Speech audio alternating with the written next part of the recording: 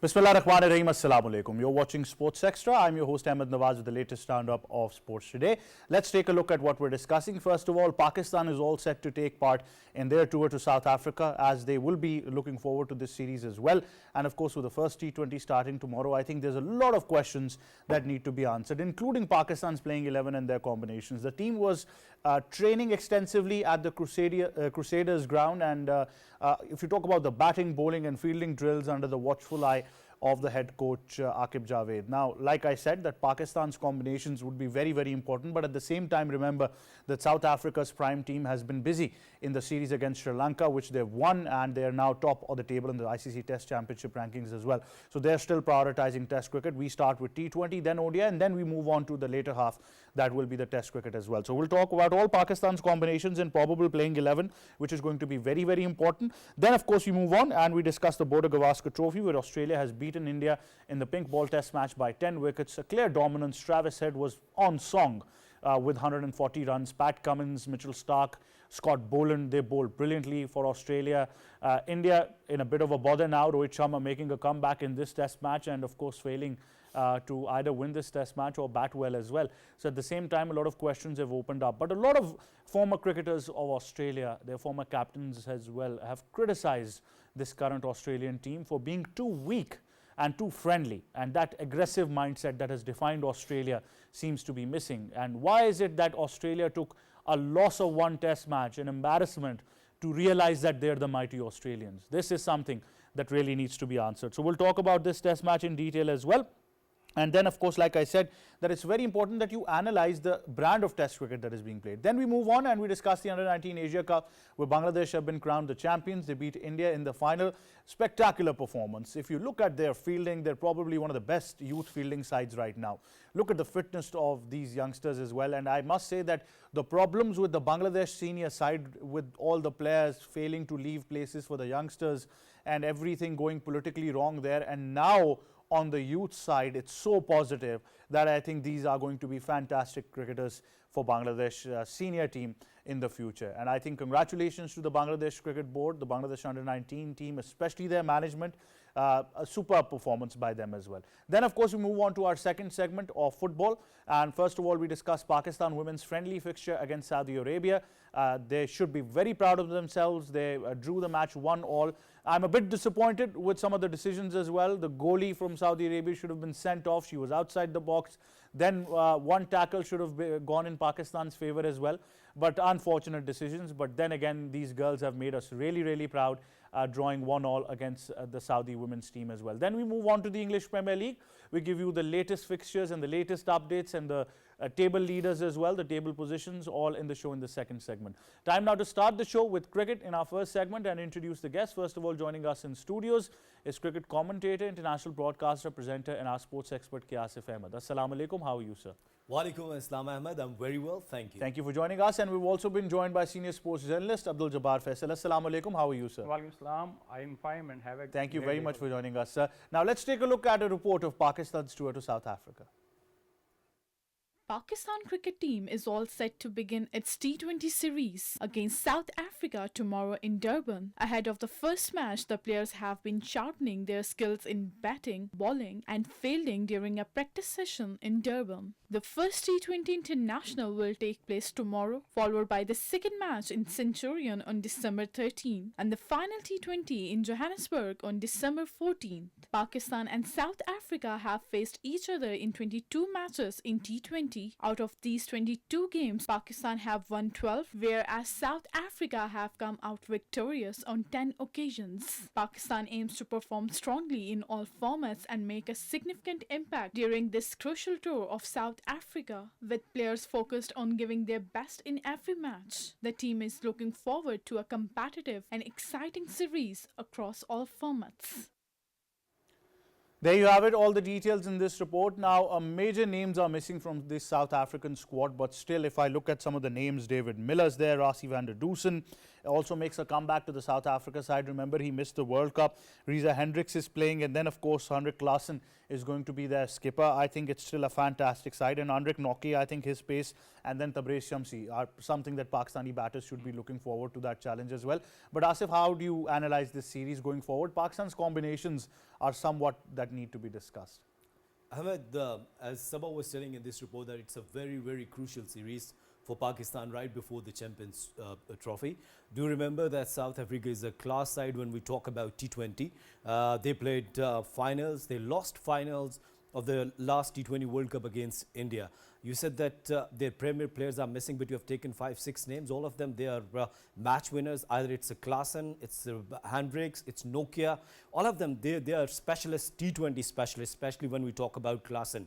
And his skipper as well. They had a series with India, and they played a good cricket against India, though India was top-notch. But when we talk about the Pakistan, the combinations, of course, Rizwan is a new skipper, and he had a very good series in Zimbabwe and ODI series. And then, of course, that they've won against Australia. So that's why their confidence is definitely high. And they have used some new players. They've given chances to the new players. And the good thing is that the youngsters, they had performed really well. And that's why now I'm positive that the players like Saim Ayub, that everyone was criticizing on his performance, that he's getting better. And good thing is that he has understood that what's the problem was. The problem was that he was playing unorthodox shot without big practice. We have watched the visuals where Aqib Javed was, he was with the team, and the players was doing different drills. As you said, that the major thing is fielding.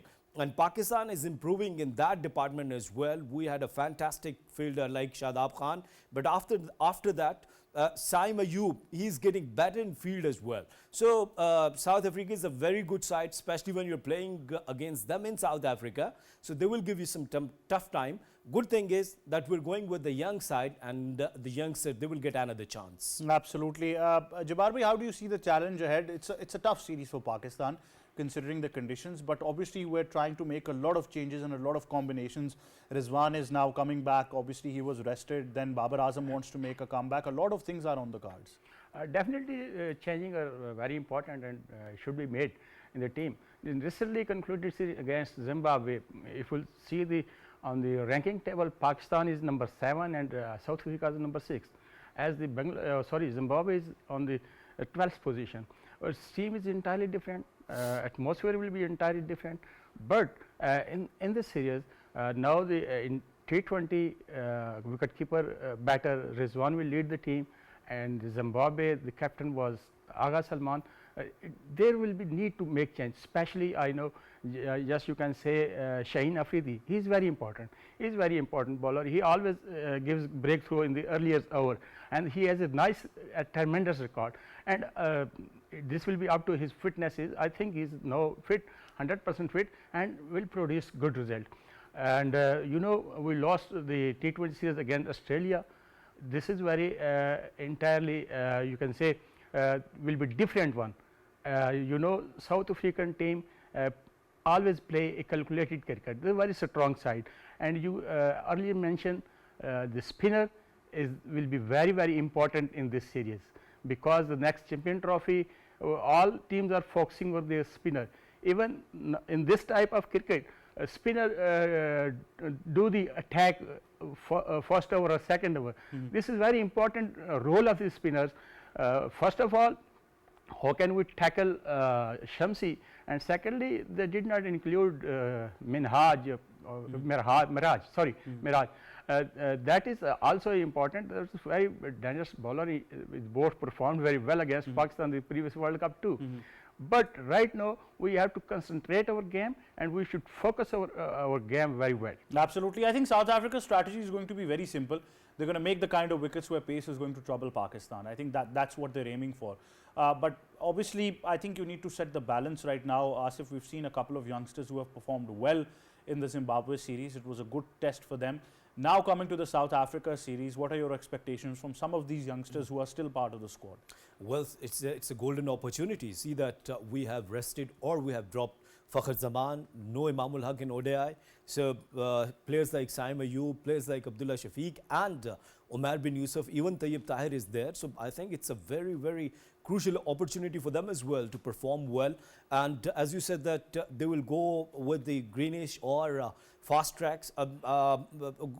See the last innings of Saim Ayub, good thing was that he was playing with the straight back. So on these kind of tracks, you cannot play cross the line. So concentrate on your basics and you'll get results. Omar bin Yusuf, a very good prospect. I'm so happy that he's getting chance. Once again, he has a very good domestic record as Tayyib Tahir.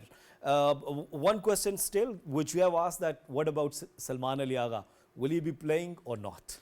That place in the side is a very technical question these days. But obviously, I think we'll let time decide. Although the first T20 takes place tomorrow, Pakistan does have a habit of releasing the playing 11. So as soon as we get it, we'll know who's going to bat where and what's going to be the combination. But that now brings us where we move on to Test cricket. We've got a report on that as well. So take a look and then we come back, obviously.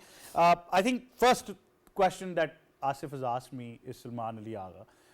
But it's a debate where we're stuck between strike rates and everything, but I think that will be the case. But you know, coming to the Border Gavaskar Trophy, Jabbar bhai, Australia has finally realized that they are Australia. They're not any other team that can be, you know, bullied by any visiting team. But probably one Test match too late for them to come to the party. I think after losing one Test match, Australian learned too much from that defeat, and they worked on the other team too.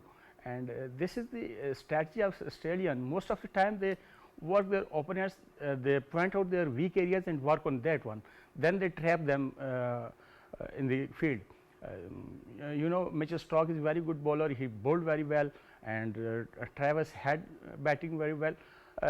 You know, in 2002, Pakistan played a Test match in Sri Lanka against Australia, and Steve Waugh was the captain. I was there. And Pakistan team lost that match very close. At the post-match press conference, Steve was said, we saw these guys first time. Next time we will tackle them very well. And next Test match in the Sharjah, Pakistan bowled out on 59 and 56. They worked, it means they worked on the opponent team, especially on the weak areas too. They do practice, they prepare your batters. Same situation, I think, in the first Test match, they were a bit lenient and they thought they will overcome the Indian easily. And the record was also not notable for the Indian in Australia. But they worked on the weak areas of opposite team and displayed top quality cricket against us. It was top quality cricket, let's be honest. But like I said, it's taken too late for them. And they were in so much pressure by former cricketers and former captains. I think it was now or never for them. They were being absolutely grilled and taken to the cleaners. Now let's take a look at this report.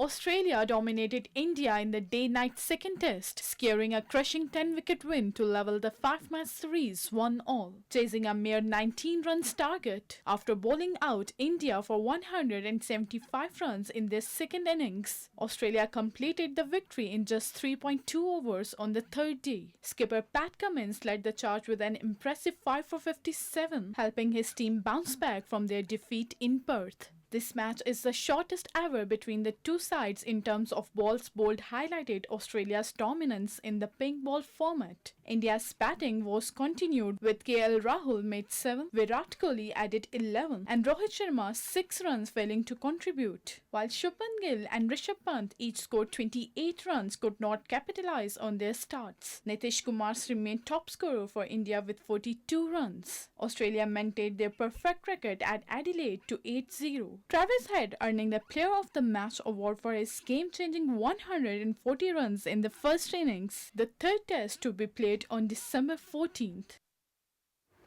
Well, there you have it, all the details in this report. Yes, K. Asif, what would you like to add about this Test match? Why is it taken Australia too late to realize that they're mighty Australians?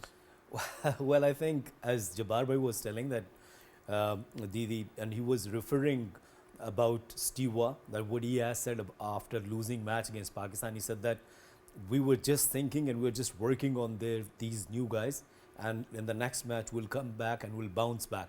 But I think that Australia is a side where they know that how to bounce back in a bad situation, in a bad position. If you're talking about this test, you know that if you see the first delivery of Mitchell Stark swung in the air, that was an outswinger, and Yashvi Jaiswal got LBW. And after that, India didn't come back and Australia was on driving seat. If you talk about their fast bowlers, Mitchell Stark, Pat Cummins, the skipper, and then of course that when we talk about their third one, who is replacing the Josh Hazelwood, everyone looks very, very brilliant. And one thing is very pretty much clear that when Virat Kohli, Rohit Sharma and KL Rahul, Shubman Gill, batters like them, I'm not criticizing on Shubman Gill, but rest of three batters, they should take responsibility. And they're struggling against fast bowlers. You're telling us about Scott Boland. The guy's just played 11 test matches. And his first class matches are 108 and wickets are 389. And this is when he's come to play for Australia. But on our side, it's the complete opposite. And I think that now you will get my point why I do put my pressure on domestic cricket, why I always highlight the performances of domestic cricket. Ahmed, on this point, do you agree with me? Absolutely. All right. Yes. Next coming now.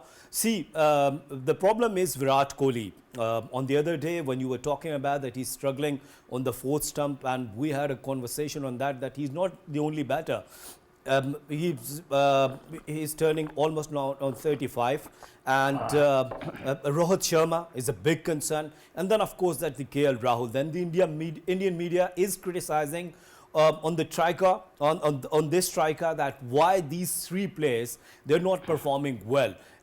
See, when we talk about the players like Yashvi Jaiswal and Shubman Gill had an injury and he's coming back after injury, but bowlers like Mitchell Stark, Pat Cummins, they do know that how to bowl on fourth stump and create troubles for the batters, even like star batters like Rohit Sharma and Virat Kohli, and this is what they've done.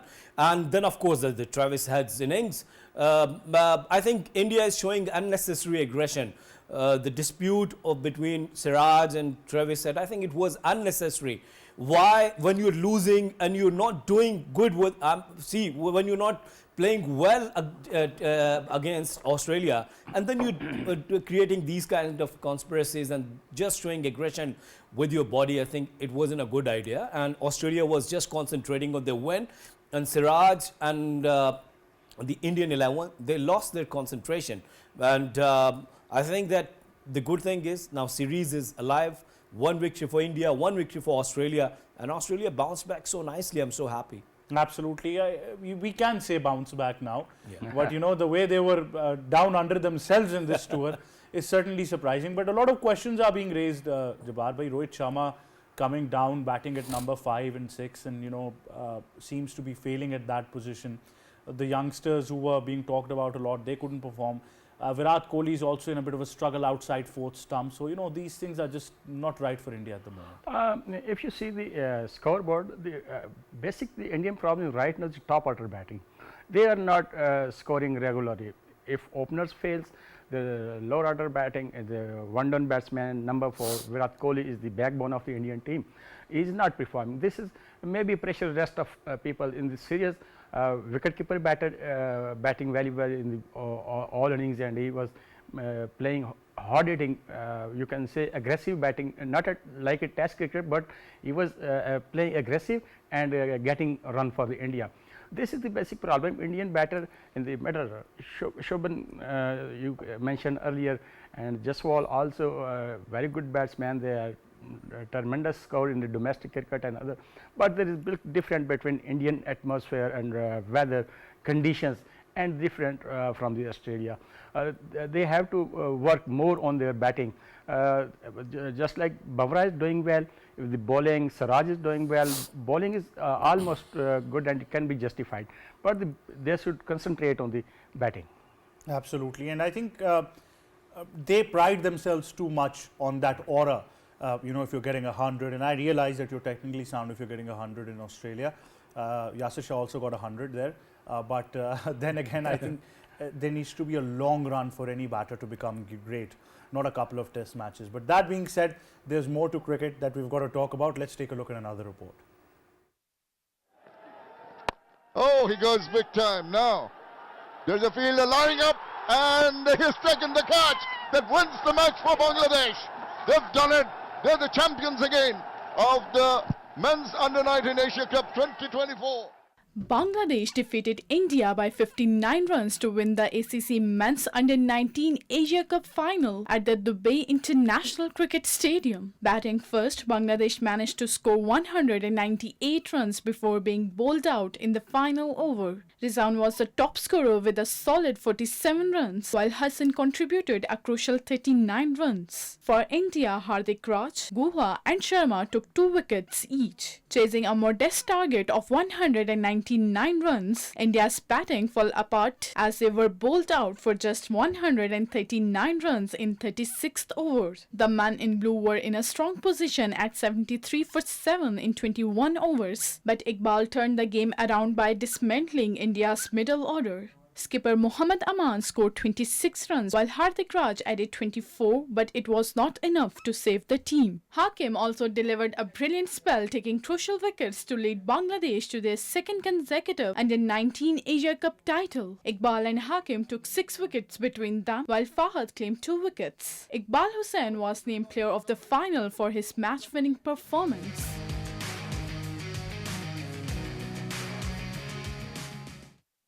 Well, there you have it, the champions Bangladesh Under-19 team. Asif, what a remarkable moment. 2 out of 2 now for them. Well, congratulations to Bangladesh and India's Under-19 batters. They're struggling against the fast bowlers. Iqbal Hussain, PSC is a very good bowler. He's the player of the match. I think the big mistake was from the India. They won the toss, and in this crucial and final game, they have opted to bowl first. I don't know what they were thinking. Yes, we do know that when we talk about the conditions of Dubai, that sometimes you get help in the spin. But this kind of pitches, sometimes they surprise you, as India got a very good surprise in the final game. Now, I think that the people are talking about the teams like Bangladesh and Afghanistan. They're putting they're giving a lot of importance to the Under-19 cricket, to the domestic cricket. And that's why their youngsters, they're performing extremely well, and they're getting... But I think Sri Lanka, if we can add them as well, they're also a fantastic nation with a model of youth cricketers coming up the ranks as well. But the question always comes, Asif, the transformation of these Under-19 cricketers to professional cricketers then. Ahmed, see that Sri Lanka, they've already won the World T20 champions. They're the winner of the 1996 World Cup as well. But the teams like Bangladesh and Afghanistan, when we talk about their national sides, they didn't win any ICC tournament, but their youngsters, they're under 19, they're under 16, they're performing extremely well. You know that Bangladeshi under 19 visited Pakistan, they played 4-day games. Pakistan under 19 visited Bangladesh and they played 4-day games. Sri Lanka was there. So I think now they're realizing that how important this is to give chances to these youngsters, and these tournaments like Emerging Asia Cup or the Under 19 Asia Cup are really crucial because the players, when they will get chance. I think I was just checking the record of Iqbal that he played 8 List A games. He didn't play any first class games, but right now after the winning this Asia Cup, their board will realize to give chances to the to these youngsters to their domestic circuit and as well. For a long time, their senior cricketers have not been handled properly, or they have not handled cricket properly, which has caused a big slump in Bangladesh and the cricket they were playing, including the quality of pitches, which became a big question mark. But I think after their political problems have been addressed, a lot of these cricketers have suddenly disappeared, including Saqib Al Hasan. And now I think there's a new crop of players that are coming up. But it's a fantastic moment, Jabbar bhai, when we think of these under 19 cricketers for Bangladesh. If you take a bird's eye view of this tournament, you can say semi-final, final and very important matches were low scoring match. The boys are young, they have no experience, they are just learning this from this process. It is good news. Bangladesh won this Asia Cup and they already won the World Cup too. And definitely these guys will get chance in the domestic cricket and improve their cricket with the passage of time. But right now this is very important. They not only beat India in the World Cup final, the Asia Cup final, and they also beat Pakistan in the semi-final.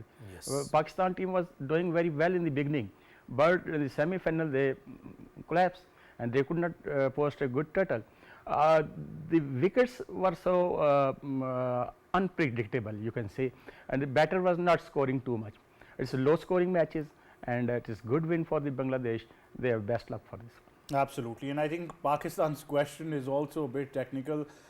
These youngsters really faltered when it mattered the most as well. But I think for Bangladesh cricket, the way forward is really, really bright as well. And I think, Asif, still in this region, the subcontinent, we still get technically sound players. If we just, remove Pakistan and India from the equation and just talk about, I think Sri Lanka would take the lead in the most technically sound players. And right now, Bangladesh youth cricketers are also focusing on that, technical aspect of the game as well. It's really unfortunate, Ahmed. We had a legacy of Inzamamul Haq, Javed Miandad, Mohammad Yusuf, Yunus Khan, Misbahul Haq, Zahir Abbas, big names. But unfortunately, the players who are representing Pakistan under 19, they aren't able to even play 20 overs, complete 20 overs. And then, as Jabbar Bhai was mentioning, that Pakistan started very well and we lost against Bangladesh in semi-final. So what happened actually that it's a 50 overs game, it's a test of your nerve base, it's a test of your technique, it's a test of your temperament. Either you're playing with a straight bat or not. What about the partnerships? Do you know the art that how to build a small partnership and to convert in a big partnership? I think these all things should be learned at the level of domestic cricket. And of course, see the under 19 cricket, mentors, I think you should ask this question to mentors that. What's going on? Why Pakistan is not winning? Either it's an emerging cup, it's under 19 Asia Cup. I do remember last year Pakistan lost against UAE in T20 game. Why? Just because that the players, they aren't fit with their technique, they aren't up to the mark, and that's why they're not performing well in big games. Yes, in round games they played well, but once again the question is that in a very crucial and knockout game, why players didn't give their 100%? Who will ask this question? Do we go for an accountability? I think we don't. Absolutely. I think that case should be addressed in a long-term scenario as well. But thank you very much, Asif, for joining us. Thank you very much, Mr. Jabbar Faisal, for joining us. That brings us to a short break. When we come back, we'll start our second segment with football. Stay tuned.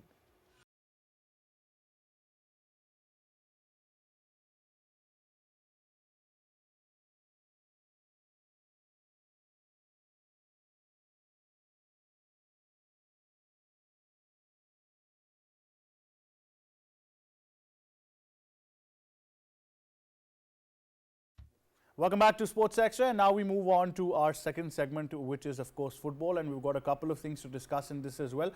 First of all, I think credit to the Pakistan women's team. They've drawn against Saudi Arabia. The structure's better there and everything is, so if you're managing to keep it to a draw, then it's a big success. But I think unfortunate with the decisions as well.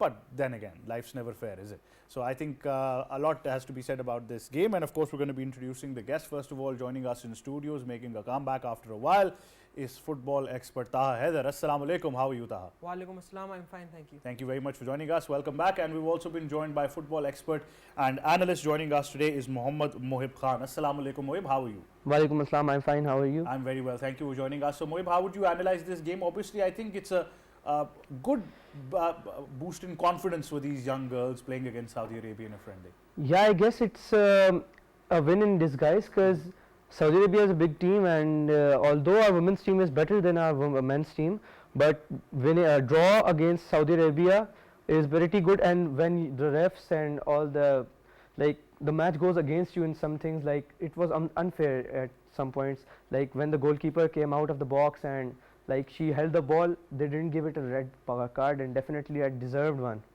Absolutely. Taha, I think if you look at the structures, then there's a stark difference in what Saudi Arabia is doing with their future of football, and we have very limited resources.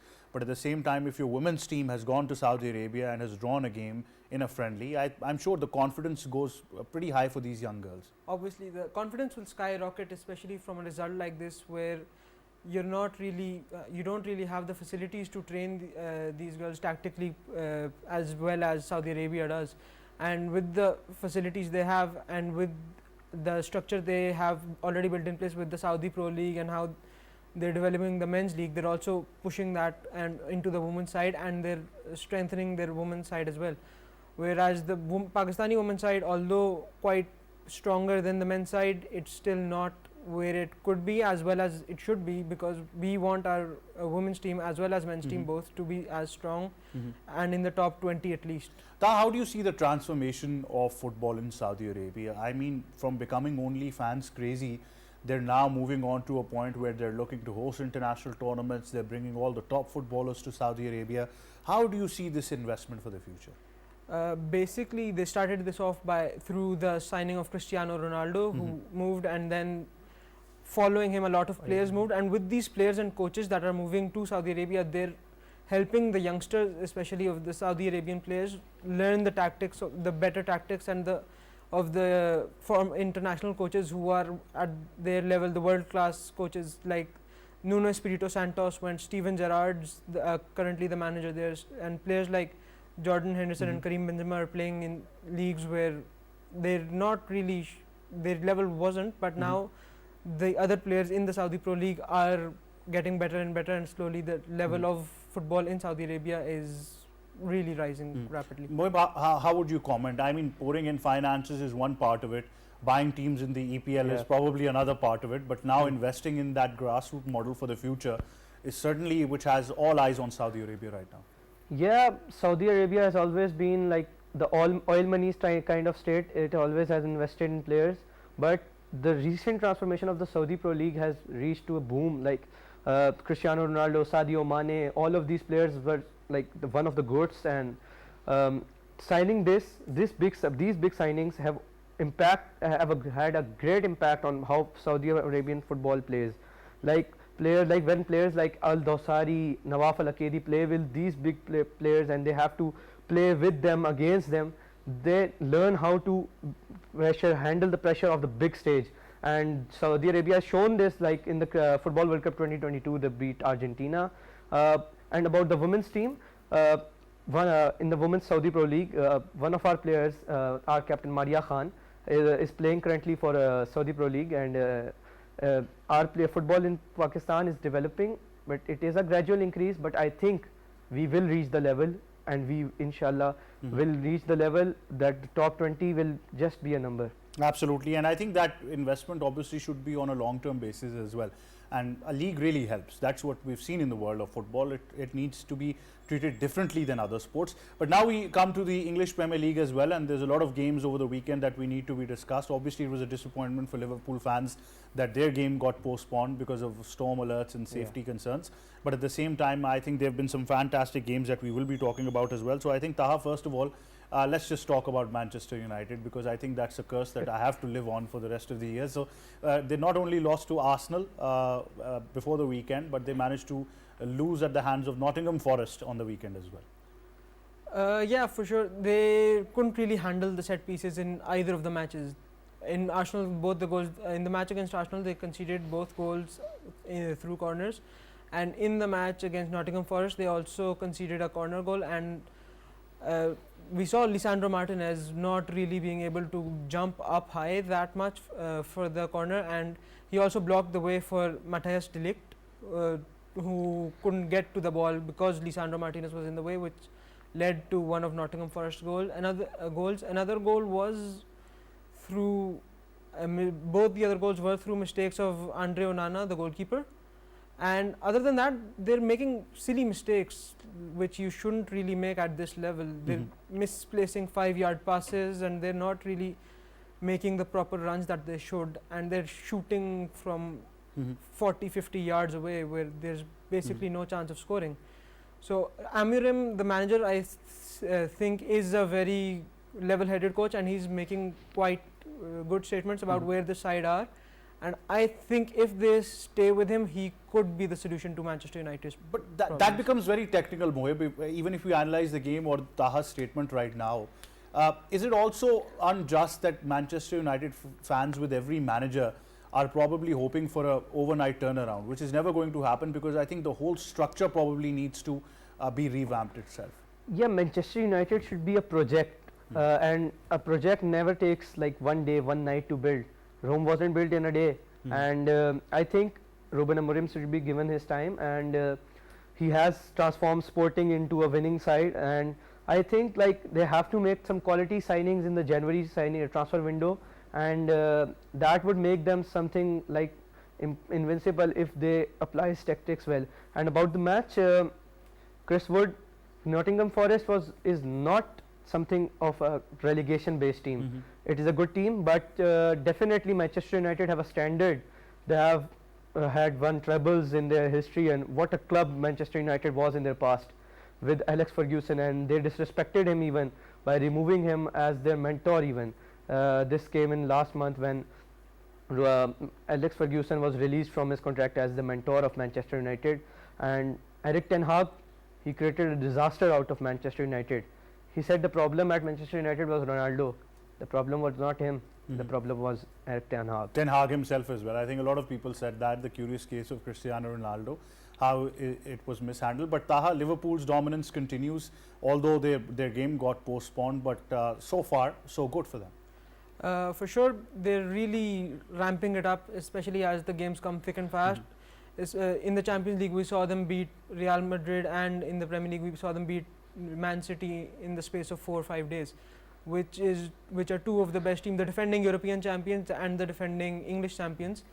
And when we see that they also beat the defending invincible Bundesliga champions 4-0 in a thrashing kind of game, we can see that the tactics and philosophy, that slight shift in the tactics that Arne Slot has brought, are showing fruits. He's really changed the style, especially of the midfield, with Ryan Gravenberch, who has been absolutely phenomenal, especially on the half turn with his back to goal. He's literally breaks through 3 players at once with that half turn.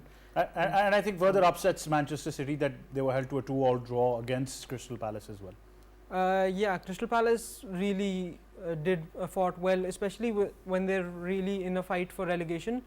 They're 17th, I think, right now, and fighting like that against Man City, they really worked hard, and the goals from Daniel Munoz was a very good finish, but especially that pass from Will Hughes through the defense and into Munoz was exceptional. What a pass that Absolutely. How would you analyze Liverpool's dominance so far? They've been clinical, but at the same time, City obviously would be upset with their draw against Crystal Palace.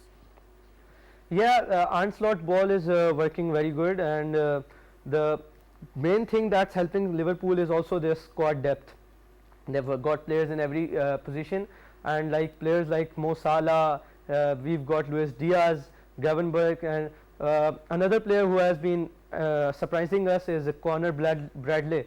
Like, I know he's injured and out for some time, but he has surprised us against Real Madrid, how he bullied Kylian Mbappe and Real Madrid. And I think Liverpool should win the league this season, because you can guess a league's position if the positions are clear till January. And about Man City, yeah, it hasn't been something that they would dream of, because Pep Guardiola has never lost this much games in even 10 years. He has not lost these games, and he has lost them all in the season, and I think that's a disgrace to him. And you see what when Rodri is not there, how they perform. Like, Pep's system is something like of a perfect system. Even if one piece of the chess table goes out, everything is scattered. Yeah, it's like Jenga. You remove one piece and the whole tower comes tumbling down. But talking about Pep, he has been bullied across in away games. That has been an interesting thing for the EPL as well. But Mohib and Taha, thank you very much for joining us on Sports Extra. That wraps up the program. From me and my entire team, it's goodbye for now.